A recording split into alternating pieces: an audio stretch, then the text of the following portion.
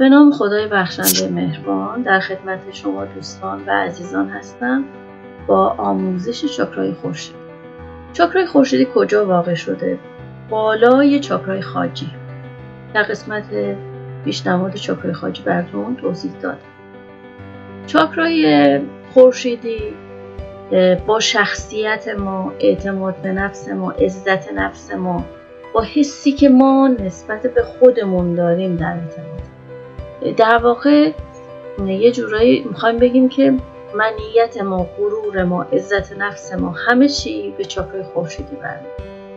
واقعیت اینه که کسایی که چاکرای خورشیدی قوی دارن آدمای با عزت نفس و اعتماد به نفس بهتری هستن. یعنی کسی که چاکرای خورشیدیش باز هست میتونه از این انرژی بهره مند بشه. انسان موفقیه تو حیطه زندگیش و کارش و به خودش اعتماد داره و از پس همه مسئولیتایی که به استفاده میشه به خوبی برمیاد. یه نکته رو من اینجا لازم میدونم که مطرح بکنم. علاوه بر اینکه الان چاکرای خورشیدی ما گفتیم به عزت نفس ما، شخصیت ما و اعتماد به نفس ما مربوطه، در علم استرولوژی هم خورشید که در واقع چارت تولدها دیده میشه به شخصیت و اعتماد به نفس و در واقع اون عزت نفس ما برمیگرده. یعنی در واقع کسی که در واقع در چارت تولدش خورشید مکان خوبی داشته باشه و یا قدرتمند باشه، انسان قدرتمندی خواهد بود و در واقع یک پیوستگی بین همین چاکرای خورشیدی و حتی نماد خورشید در واقع چارت تولد هم میشه بهش اذعان کرد. اگر ما در چاکرای خورشیدیمون تعادل نداشته باشیم باعث میشه که نیاز داشته باشیم که به خودمون تسلط داشته باشیم، دست و پامون رو مدام گم میکنیم، نمیتونیم خودمون رو کنترل کنیم، همش دنبال این هستیم که به خودمون پرستیژ بدیم، چون از درون احساس توهی بودن میکنیم. یعنی حس میکنیم نیاز داریم که دیده بشیم چون خودمون رو نمیبینیم. یه حس بیکفایتی داریم، یعنی هر کاری انجام میدیم احساس میکنیم از پسش بر نمیایم. فعالیت انجام میدیم از دید خودمون، مثلا شاید دیگران به ما اوکی بدن ولی از درون احساس رضایت نداریم، نمیتونیم به خودمون احترام بذاریم. یعنی یه جور در واقع نفرت درونی از خودمون داریم، با وجودی که یکی از اصولی که در روانشناختی هست میگه که تا شما خودت رو در آغوش نگیری و خودت رو دوست نداشته باشی دیگران هم تو رو دوست نخواهند داشت. این نکته خیلی نکته حائز اهمیتیه در دنیایی که همه ما درگیر میشیم با اینکه در واقع یه سری موضوعات رو نادیده میگیریم به خاطر اینکه خودمون رو ابراز کنیم. در واقع ریشه بسیاری از مشکلات اجتماعی برمیگرده به اینکه ما خودمون رو چطور میبینیم، خودمون رو چطور ارزیابی میکنیم. کسایی که دچار اعتیاد میشن یا دچار مشکلات اخلاقی میشن، من اینو به یقین میتونم بگم که بیشترشون از در واقع ضعف در چاکرای خورشیدی رنج میبرن. یعنی اینکه ما در واقع کسی که به خودش اعتماد داره و خودش رو باور داره، به در واقع باورش اینه که از پس مسئولیتایی که بهش سپرده میشه به خوبی برمیاد، قطعاً دنبال کار خلاف و راه خلاف نمیره. میدونه توانایی این رو داره که بتونه موفق بشه تو کارش، تو حرفش و هر در واقع استعدادی که در وجودش هست رو میتونه بارور بکنه.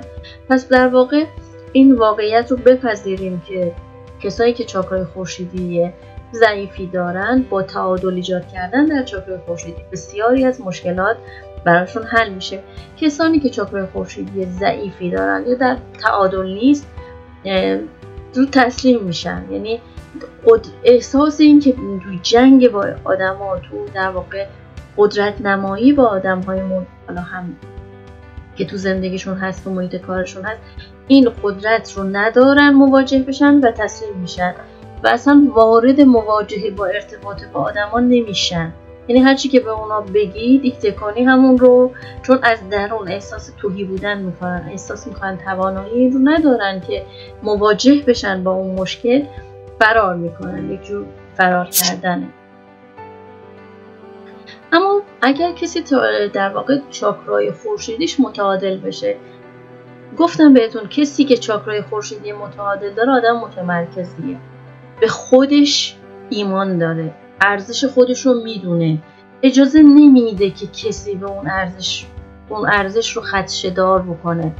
قدرت نمایی میکنه، اما قدرت نماییش با روش‌های سالمه و درون هر آدم یک ندایی هست، مثل ندای درون که ممکنه در تضاد با رفتارهای ما باشه. میگه شما وقتی که تعادل در چاکرای خورشید داشته باشین، با اون جنگجوی درون خودتون ارتباط برقرار میکنین، میتونین بین دنیای مادی و معنوی به تعادل برسین. حتی دیگه نمیخواد آدما رو عوض کنیم. ببینید ما تو دنیای امروز نمیتونیم کسی رو تغییر بدیم غیر از اینکه خودمون رو عوض کنیم. این رو من به یقین میتونم بگم. هیچ وقت قبول کنید از من که تو زندگیم همین رو تجربه کردم، تا وقتی که نگاهت، فکرت نسبت به آدما یه جوریه که بخوای اونا رو تغییر بدی، زندگی تغییر نمیکنه. نگاهت و فکرت و تمرکزت رو خودت باشه. خودت رو متحول کن، خودت رو بپذیر، ضعفات رو بپذیر، نقاط قوتت رو بپذیر، سعی کن، تلاش کن روز به روز نقاط ضعفت رو کم کنی و به نقاط قوتت اضافه کنی. باور کنید دنیای پیرامون ما همون جوری که ما به خودمون نگاه میکنیم تغییر خواهد کرد. یعنی اگه ما خودمون رو دوست داشته باشیم، اون چی که هستیم رو بپذیریم. ببینید فرضاً ظاهر من که تو چه خانواده‌ای به دنیا اومدم دست من نیست، اما اخلاقیات من، منش من، رفتار من، تفکر من، آگاهی من، اینا دست منه. من میتونم حتی ظاهرم که میگم خداوند برای هست، میبینیم که الان خیلی ها ظاهرشون رو تغییر میدن، اما واقعیت اینه درون ما اگه ما بتونیم با درونمون صلح کنیم و اون چه که هستیم بپذیریم، به یک آرامش درونی خواهیم رسید و در واقع میتونیم چاکرای خورشیدیمون رو در اصطلاح به تعادل برسونیم و خیلی از مشکلات برای ما حل خواهد شد.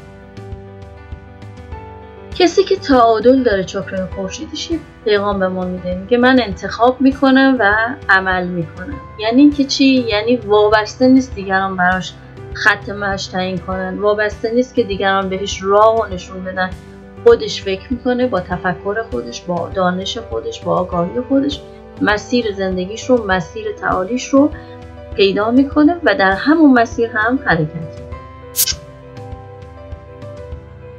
خب خود این چاکرای خورشیدی که ما میگیم کجا قرار داره؟ ما هیچ علمی در موردش نداریم. ما گفتیم که چاکرای سوم چاکرای خورشیدی، یعنی 5 سانت بالاتر از ناف در واقع چاکرای خورشیدی. چه اندامایی رو پوشش میده؟ شکم، معده، روده بزرگ، کبد، کیسه صفرا، طحال، مخهای میانی ستون فقرات.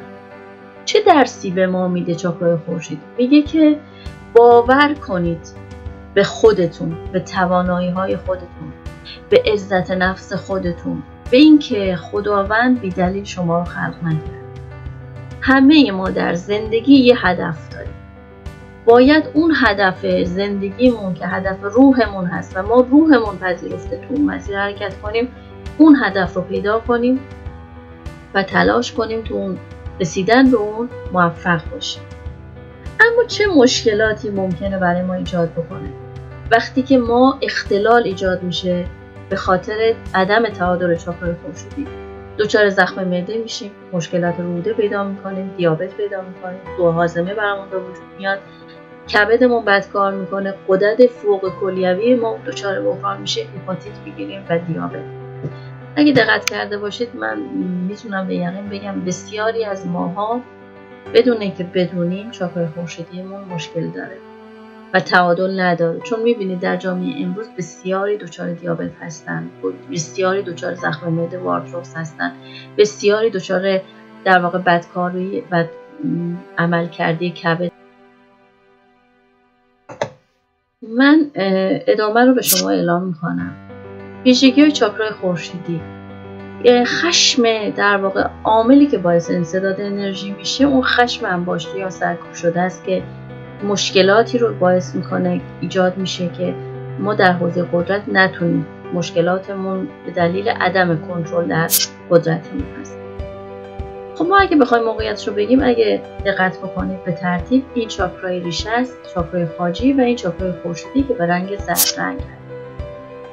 چه سنگ هایی داره که میتونه تقویت بکنه یا به تعادل برسونه؟ سنگ سیترینه، سنگ کهرباست، توپاز زرد، چشم ببر، عقیق زرد، کوارتز و روتیل هست.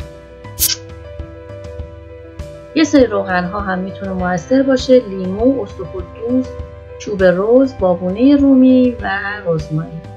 خسته نباشید. بهترینا رو براتون آرزو دارم. پیروز و سلام.